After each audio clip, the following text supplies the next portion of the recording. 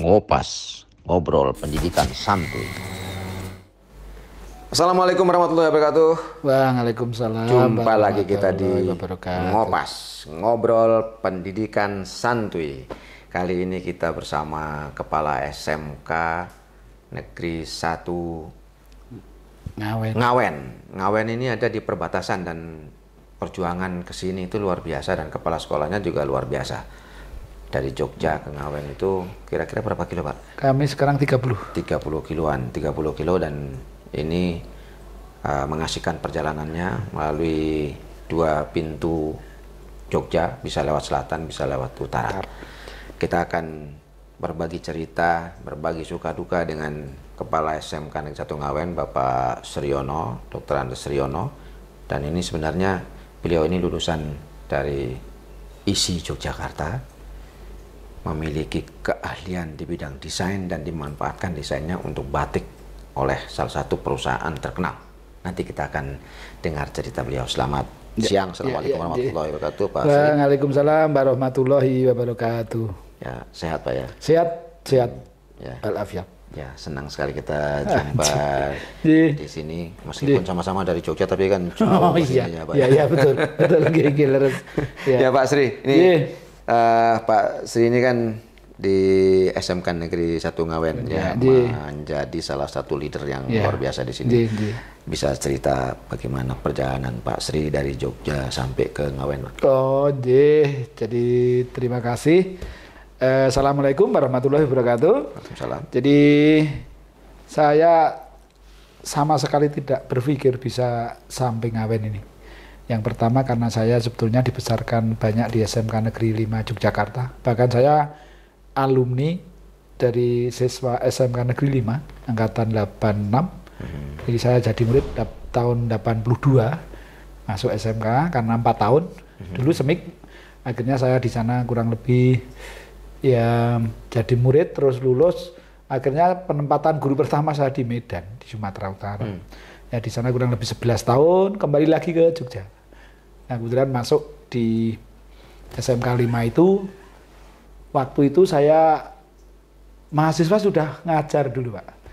Oh, jadi saya kuliah lulus, sambil mengajar? Saya lulus 86 langsung menjadi guru, namanya guru bantu, entah kalau namanya dulu itu koyo magang gitulah. Akhirnya saya mahasiswa semester 1 saya sudah ngajar di Kalasan. Itu 5 tahun. 5 tahun itu tanpa ada imbalan. Maksudnya di SMK Negeri Kalasan? Nah, dulu kan SPG itu kan berubah. Tahun 84 kan dihapus semua SPG.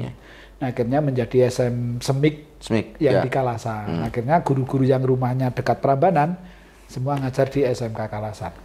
Nah, waktu itu saya di urutan nomor 125 guru itu.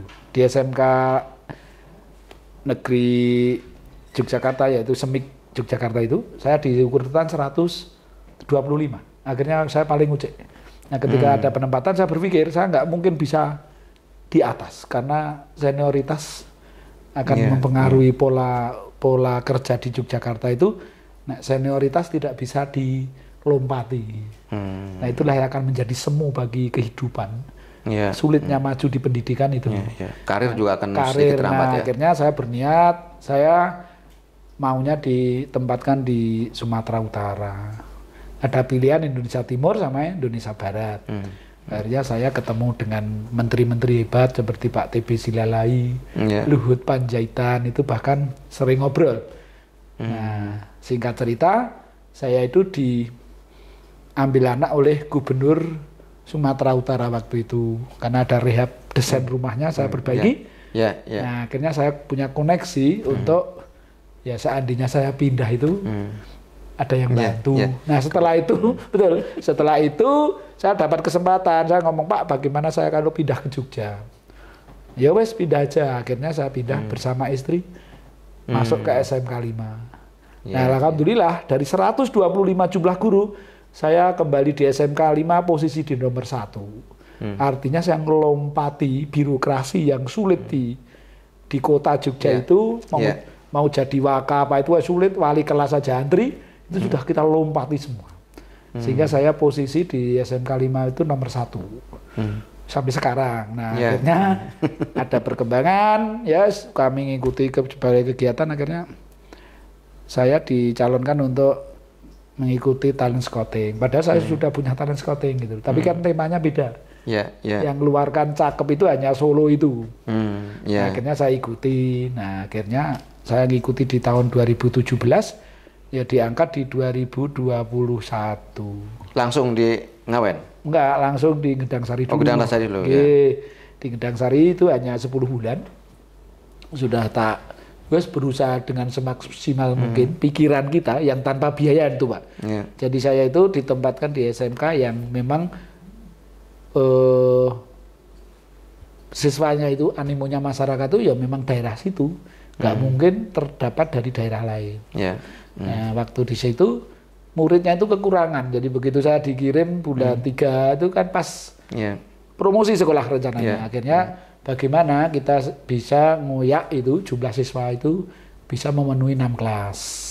Jadi kelas 1, 2, 3 itu jadi 8 kelas, 18. Tapi dengar-dengar cerita ini kan Pak Sri ini dari ISI ya? Ya, leres. Dari desain? Saya di ISI Kria. Oh, Kria? Kria apa, Pak? Saya di sana Kria kayu. Tapi yang dipelajari kan semua Kria. Jadi saya ngambil Kria kayu, ngambil juga Kria logam, Kria keramik, Kria batik.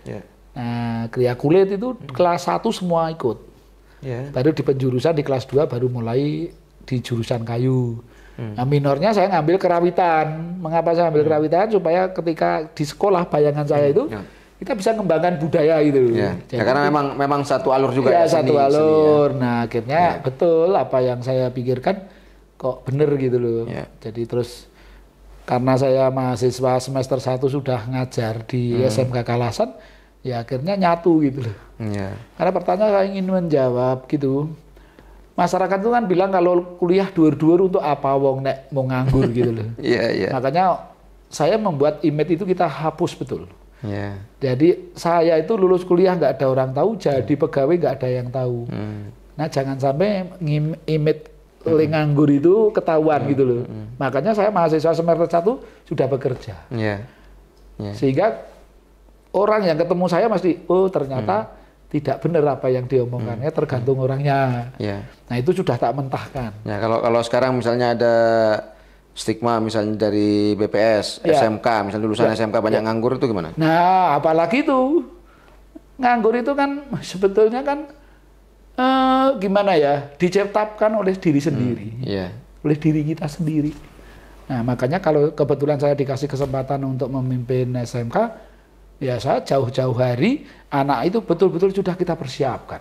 Bahkan di kelas 1, saya itu nggak begitu memperhatikan kurikulum, karena kalau kita ikut kurikulum itu materi kelas 2 harus diberikan di kelas 2. Nah, saya enggak. Yang materi kelas 2 itu berikan di kelas 1. Kan itu. Karena beliau tak olah-alih gitu loh. Itu yang namanya kurikulum tingkat satuan pendidikan yang dulu. Jadi kita fleksibel, tapi itu sedikit orang yang bisa berpikir. Bisa mengolah kurikulum itu. Oke, Pak Sri ini bicara soal kurikulum. Kalau Pak Sri lihat sekarang kan kurikulumnya itu banyak sekali ya.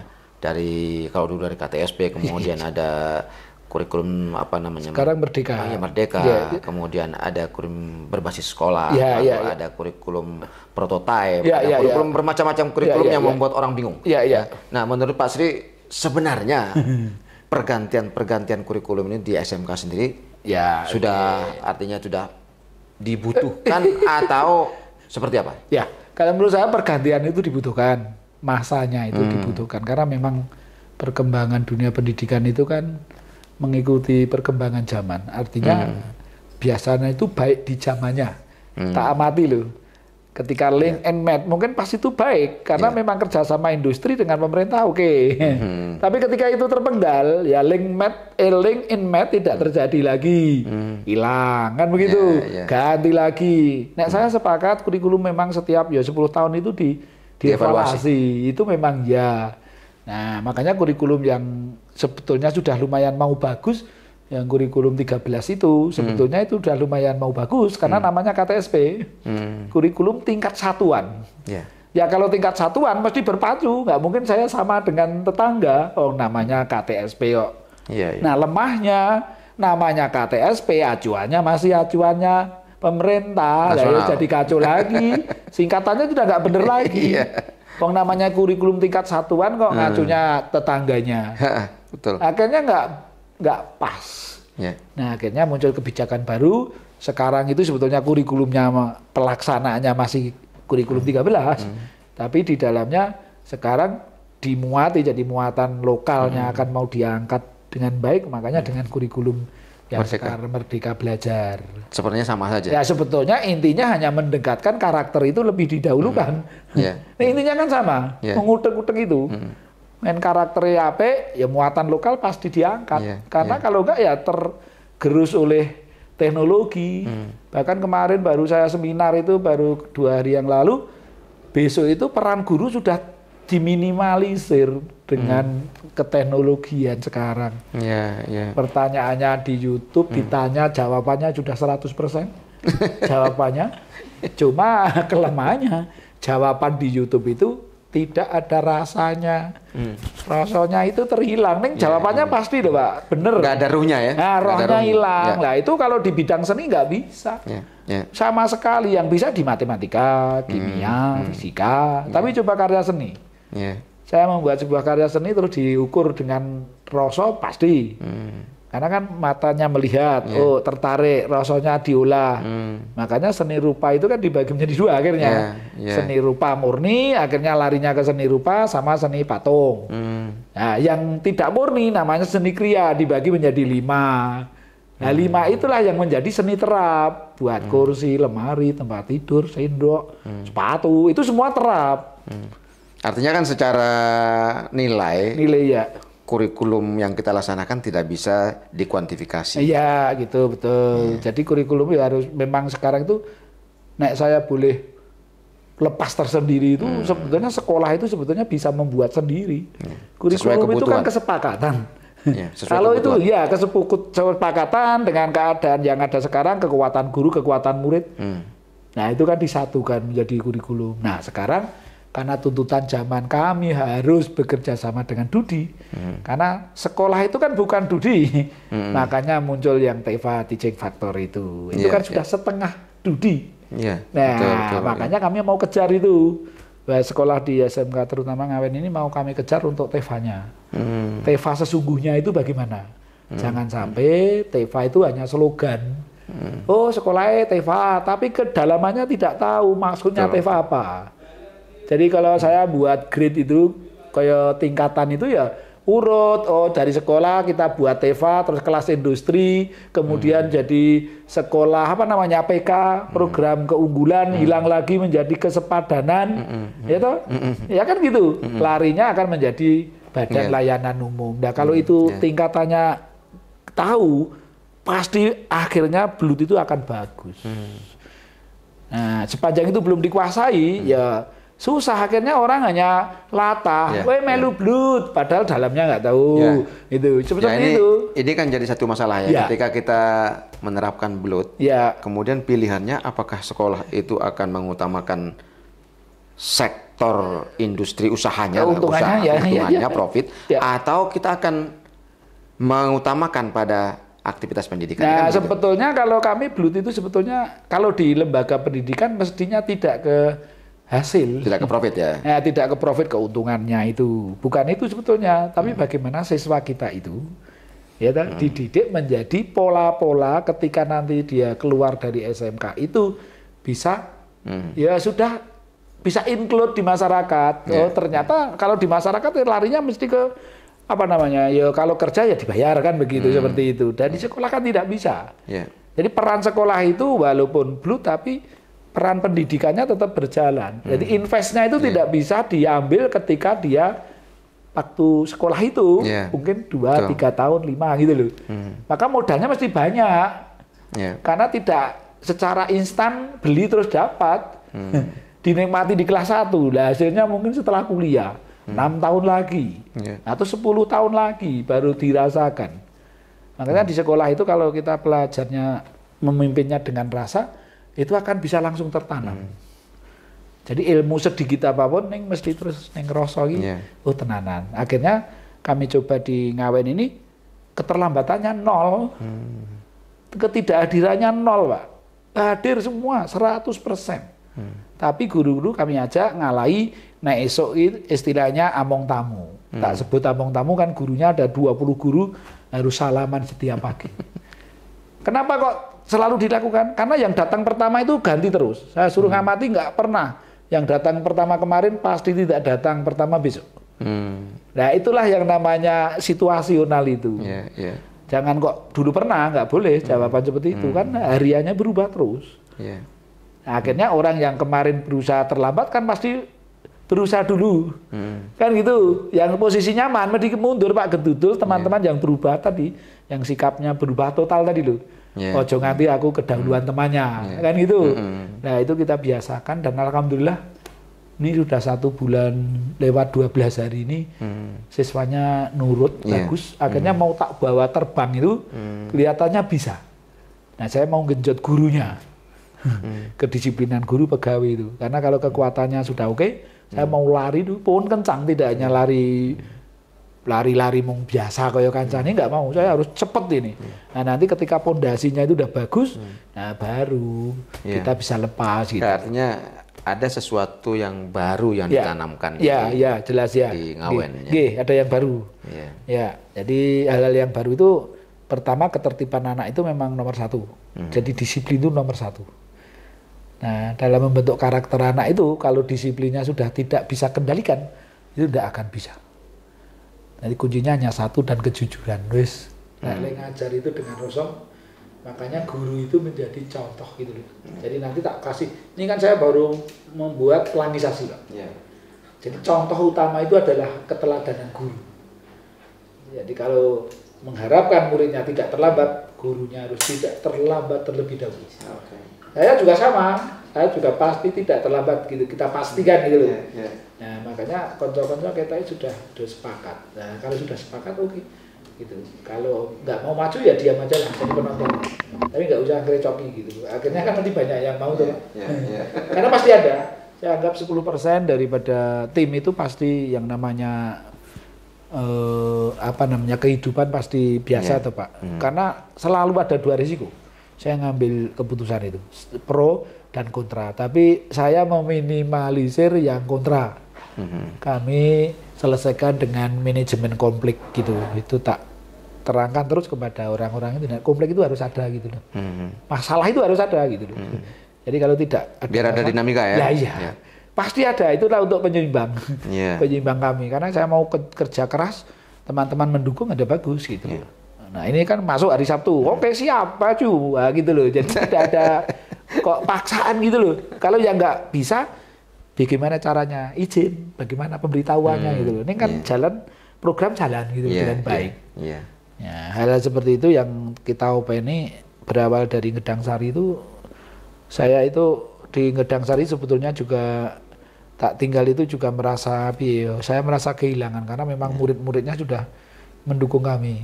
Guru-gurunya sudah oke, lingkungannya sudah terbentuk. Jadi hal seperti itu ya karena kami masuk di lini pemerintah ya kami mengikuti perintah atasan. Akhirnya kami tidak boleh terus misalkan tidak mau ya kita laksanakan dengan baik gitu. Jadi tempat Tuhan itu sudah mengarahkan kita kemana pun pasrahkan aja.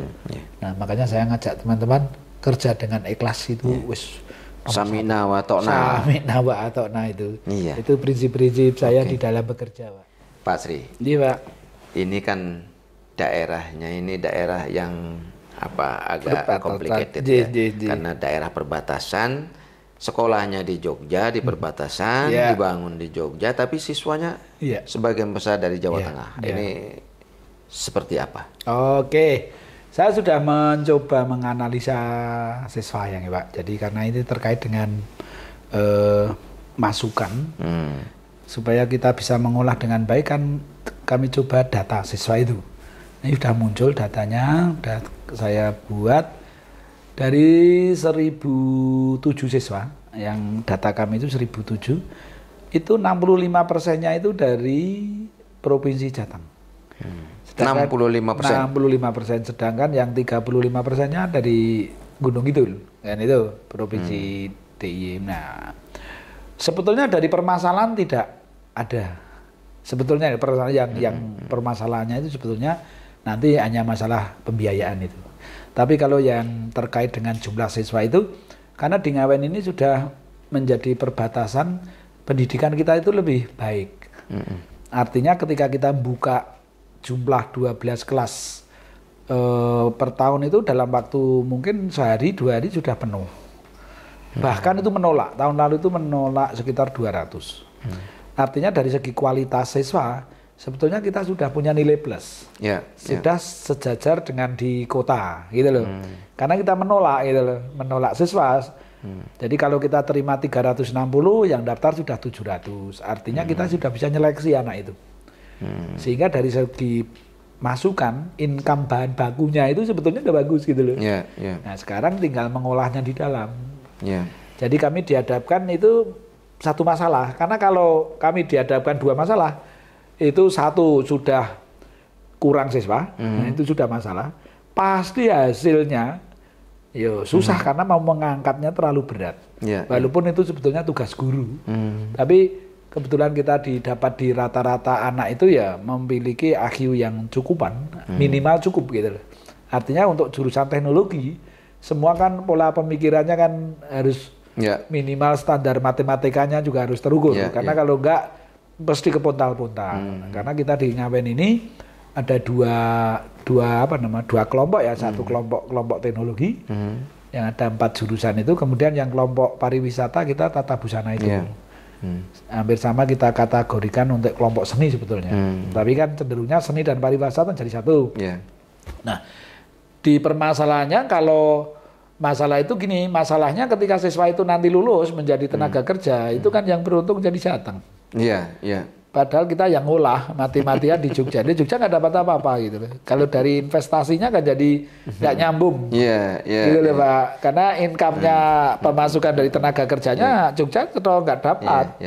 Yang investasi Jogja yang pakai Jawa Tengah. Itu masalahnya ada itu. Nah, selama ini memang untuk pembiayaan sebetulnya hampir belum cukup memang, karena dari BOS dan APBD itu kan dari pemerintah seluruh Indonesia sama. Ya ini Pak Asri yang sering kali jadi masalah. Jadi kalau kita bicara soal pembiayaan pendidikan, secara logika di politik pendidikan kita kan sebenarnya ada hak yang harus diberikan kepada anak-anak DIY gitu ya. Nah, tapi dari sisi politik secara luas, memang kalau kita bicara politik kependudukan lah, misalnya ini tanggung jawab negara betul, untuk mendidik anak-anak kita. Tetapi dari sisi birokrasi, dari administrasi, ada border yang harus sama-sama kita pahami, di mana Jogja sebagai salah satu wilayah provinsi juga memiliki kewajiban untuk memberikan kesempatan lebih luas kepada anak-anak. Tapi di sisi lain secara moral juga tidak bisa kita menolak anak-anak dari seberang gitu, dari provinsi seberang.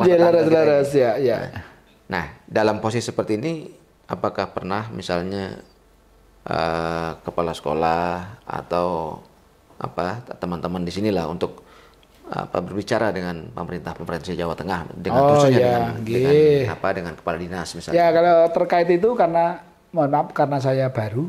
Ini tadi sudah tak mulai, baru tadi pagi saya mulai, dan saya juga sudah mencoba untuk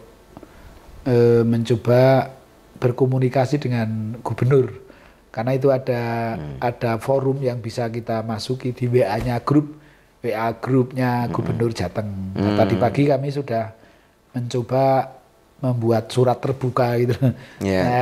Nah sudah dibaca tapi belum dibalas. Nah, itu satu langkah artinya akan kami coba. Karena dari Jogja itu terus terang maunya Jogja itu kan sekolah penduduk Jogja sekolah ke Jogja gitu kan gitu. Makanya dengan disebut zonasi tadi.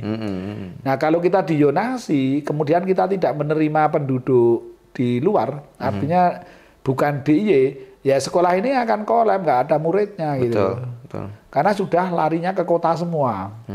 Jadi yang kotanya Wonosari maksud saya ini. Kalau lari ke pinggiran kan nggak mungkin. Orang mesti larinya ke tengah kota karena jelas beda. Pasti pendidikannya agak beda walaupun aturannya sama. Yeah. Nah, saya mau mencoba mensejajarkan itu. Jadi jangan sampai sekolah kita dicap sudah pinggiran, tidak berkualitas, itu harus kita hapus image itu.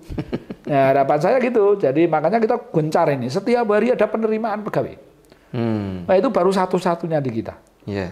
Yeah. Makanya begitu saya datang, bagaimana murid itu bisa tes kalau bisa setiap hari. Kan pasti ikut tes kan ada harapan untuk bisa diterima. Yeah. Karena inti sekolah itu kan hanya dua, bisa melanjutkan, dan kalau dia nggak mau sekolah bisa bekerja.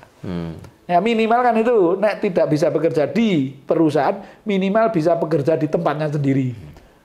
Karena bekerja di rumah itu juga bukan penganggur gitu loh, maksud saya gitu loh.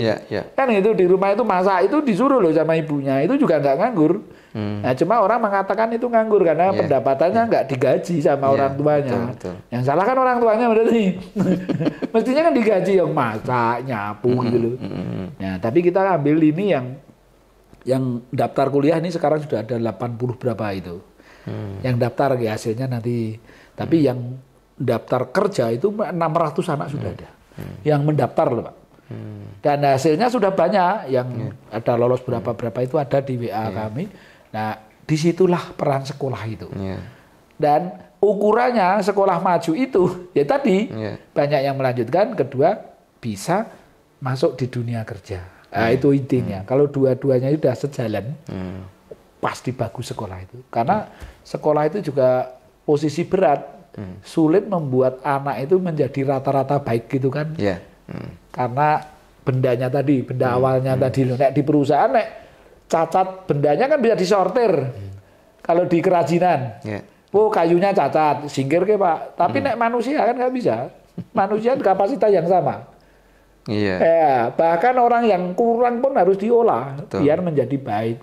Nah itulah peran sekolah itu. Bagaimana mengolah anak-anak yang memang kebutuhannya kan beda-beda tuh Pak. Wong sekolah ki ora pinter kabeh pasti ya ana sing gaya, ana sing bandel, ana sing pinter banget, ana sing bodoh banget. Nah itu kan sekolah itu ya itu. Nah tugas guru itu adalah bagaimana mensejajarkan yang kurang-kurang tadi menjadi sejajar. Ngoyak sing bocah pinter tadi loh. Nah, guru yang berhasil kita sebut berhasil apabila sudah bisa mengolah itu. Nah, contoh kalau di Jogja SMK 5 misalkan. SMK 5 itu kalau dibanding SMA 8, SMA 8 NEM-nya terendah 37, mungkin di SMK 5 nggak bisa disejajarkan karena SMK, Pak. Tapi bagaimana bangganya guru bisa mengolah yang outputnya agak tidak standar menjadi standar. Unggul gitu ya. Nah, itulah harapan kita. Yang penting di situ itu. Jadi tidak menganggap orang itu jadi masalah. Nah, itu pertama-tama kan gitu, selalu gitu bedanya SMK dengan SMA itu loh. Perannya itu jadi berbeda tapi tujuannya sama. Oke Pak, kita kembali sedikit ke ke borderline ini, ya garis batas. Kalau orang bilang ada demarkasi, demarkasi antara Jawa Tengah dan DIY. Dengan masyarakat sendiri ada ini nggak? Ada benturan kepentingan? Selama saya di sini tidak ada. Ya karena saya itu begitu saya datang ya saya nyoba klonwun ke masyarakatnya maunya kemana kan gitu. Karena ini dua provinsi yang berbeda ini memang agak masalah kan, dua-duanya harus dirawat. Dan hanya dibatasi oleh jalan. Ya, artinya kalau siswa kita itu mau masuk ke sekolah melewati miliknya Klaten, jalannya depan itu Pak. Makanya yang SMK Ngawen parkirnya kan di belakang semua.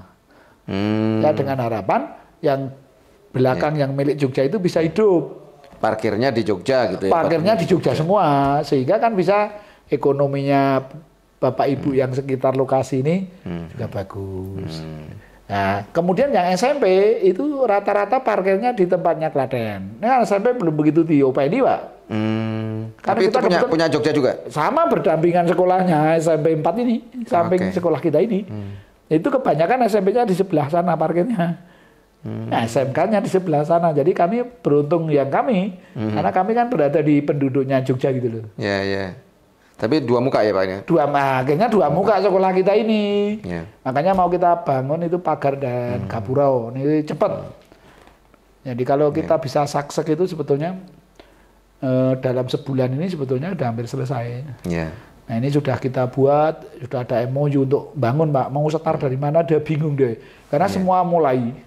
Iki arep kok ngarep apa kok mburi gitu loh. Maksud saya itu tengahnya bareng telu. Tengah dimulai, lor mulai, kidul mulai gitu loh Pak. Jadi rampungnya selesai. Selesainya itu bareng. Nah ini ora mampu tuan. Nah kalau misalnya begini Pak, kalau ini kan tiap tahun atau pertengahan tahun pasti ada rapat orang tua murid. Ya, nggih. Ini kan antara dua orang tua yang berasal dari dua provinsi yang berbeda. Nah, ada sering terjadi perbedaan pendapat atau bagaimana misalnya dalam perbedaan banyak Pak, cuma kan peran kita komite itu kan bisa bagaimana menyatukan pendapat tadi. Ya kan gitu, yang namanya diskusi ya kalau rapat ya rame nggak apa-apa. Tapi kan intinya tetap sama. Anak saya sekolah di sini harus mendapat pelayanan yang baik kan begitu. Intinya kan di situ. Nah, ketika itu sudah ketemu ya mau tidak mau akan baik. Tapi kalau pelayanan baik saja nggak cukup kalau tidak ada anggarannya. Ya, makanya kan peran serta itu kan peran serta masyarakat, Pak. Nah, apalagi sejak COVID-19 itu kan pendanaan sekolah yang bersumber orang tua itu kan tidak boleh ada paksaan sama sekali, harus melakukan apa gitu loh, Pak. Yaitu karena dana pendidikan sudah di-cover oleh BOS dan APBD. Dan sekarang Gubernur DIY baru kita memulai. Dan ini nanti peran pendidikan itu harus dibantu untuk peningkatan mutunya oleh masyarakat. Jadi poin ketiganya masyarakat, ada APBD, ada BOS, kan gitu. Ada pergub ya. Ada APBN, APBD, kemudian peran serta masyarakat. Jadi kita sumbangan masyarakat. Itulah sebetulnya yang bisa meningkatkan lebih cepat. Lebih cepat karena penggunaan dana APBD maupun APBD itu kan kita kayak terkunci. Terkuncinya itu kan dirembuk di tahun sebelumnya, dilaksanakan tahun sekarang, sehingga ketika di pertengahan jalan itu ada perubahan kan kelihatannya agak susah, ya kecuali APBD lebih fleksibel. Tapi kalau yang namanya BOS apa itu kan agak, ya wes mau tidak mau yang sesuai daftar isian anggaran itu, makanya kita bisa fleksibelkan dengan bantuan masyarakat itu. Ya itu alhamdulillah kita bisa jalan tahun ke depan ya. Untuk ini murid baru yang sekarang sudah ada sedikit payung hukum, nah nanti tinggal menerjemahkan di teknisnya. Bentuknya apa, maksimal berapa itu kan belum diatur. Nah, itu belum. Tapi paling tidak itu menjadi inspirasi. Ya, paling tidak sudah ada mengembalikan kepercayaan sekolah. Itu minimal itu, dan itu kalau bisa bekerja sama dengan baik, saya yakin sekolah ini cepat Pak majunya. Dan saya kira ini bisa menjadi inspirasi buat teman-teman di mana saja, di provinsi mana saja yang saat ini melarang keterlibatan masyarakat dalam pembiayaan pendidikan, karena sejatinya yang namanya pendidikan di dunia manapun tidak ada pendidikan yang gratis. Karena pendidikan itu pasti dibiayai meskipun oleh pemerintah. Dan pemerintah kemampuannya sangat terbatas. Maka masyarakat boleh ikut terlibat dalam pembiayaan pendidikan, dan saya kira ini kepentingan politik itu kita eliminasi dulu lah. Ini karena apa namanya? Karena untuk meningkatkan pembangunan kualitas manusia ini butuh anggaran yang cukup. Betul. Tidak bisa keinginan kita saja, tetapi anggarannya nol. Betul. Dan satu lagi yang saya kira sangat penting adalah daerah-daerah yang mengelola sekolah perbatasan seperti ini. Harus ada kerjasama dua wilayah, tidak bisa satu provinsi saja. Betul. Misalnya Ngawen di provinsi DIY diserahkan semua di sini, sementara siswa-siswinya berasal dari provinsi sebelah. Nah, saya kira ini harus ada pengertian, kesadaran dari pemerintah daerah tetangga. Dan ini yang saya kira perlu dipikirkan oleh pemerintah daerah Istimewa Yogyakarta dan pemerintah Provinsi Jawa Tengah, khususnya di daerah-daerah perbatasan seperti ini. Lurus. Nah, Pak Sri, ini ke depan ya, apa harapan dari sekolah dari Pak Sri sendiri untuk SMK Ngawen dan daerah-daerah di sekitar sini? Nah, harapan saya sekolah ini akan langsung bisa cepat berbenah. Berbenah itu kita kan mengejar ketinggalan. Nah, ketinggalan yang kita lihat sekolah-sekolah lain di Gunung Kidul aja sudah lumayan bagus dengan program-program yang diharapkan oleh pemerintah. Nah, saya akan ngejar itu, ketinggalan-ketinggalan itu supaya nanti ya minimal kita sejajar lah. Karena sekolah kita kalau dari segi kualitas mungkin sebetulnya bagus. Nah, kita mau ngolah supaya agak cepat, ya nanti minimal alumni yang dari Ngawen ini memang ya betul-betul jadi harapan masyarakat. Itu intinya. Harapan masyarakat itu apa? Ya sekolah, keluar, bisa kerja. Kalau yang anak-anak pinter memang pengen kuliah, ya bisa masuk ke dunia pendidikan dengan jalur yang benar, kan itu. Karena makanya kami di SMK Ngawen ini ada namanya bursa kerja itu yang kami suruh nangani untuk itu. Karena bursa kerjanya di sini ditangani kerjasama dengan Departemen Tenaga Kerja. Kemudian untuk bursanya untuk mahasiswa baru bekerja sama dengan UNJ maupun UGM dan lain sebagainya. Karena murid kita itu ternyata tidak melulu jurusan itu kerjaannya itu seperti harapannya siswa seperti ya kan saya jurusan teknik kendaraan ringan, ternyata dia hobi di tata busana misalkan. Nah itu kan bisa berkembang semuanya. Jadi kita tidak bisa batasi, makanya yang namanya pendidikan lokal, jadi budaya lokal itu kan kita buka, kita kembangkan. Karena ada yang pinter nyanyi, bagus. Kemarin tuh lomba pidato kok ya lumayan. Seluruh DIY kok musuhnya SMA kok ya juara juga Ngawen kebetulan. Padahal itu baru kita buka seminggu. Artinya ternyata anak itu punya potensi. Ada yang pinter ngaji, ada yang pinter ceramah, ada yang pinter pidato. Nah, nanti kita ikuti lomba-lomba itu. Ternyata kami di sini belum ada 2 bulan sudah menelurkan 8 prestasi. Nah, itu hampir setiap minggu ada prestasi yang terukir di luar mapel pelajaran yang ada. Ekstra lah. Ya, itu ekstra itu rata-rata banyak yang menang gitu loh, Pak. Berarti potensinya kan tumbuh.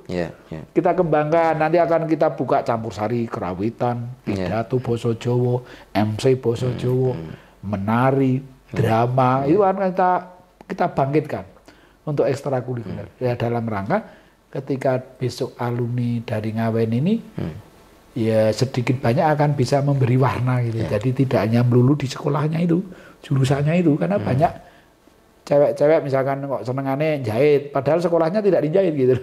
Sekolahnya di kendaraan ringan, bengkel mobil, ya kan ilmunya tambah.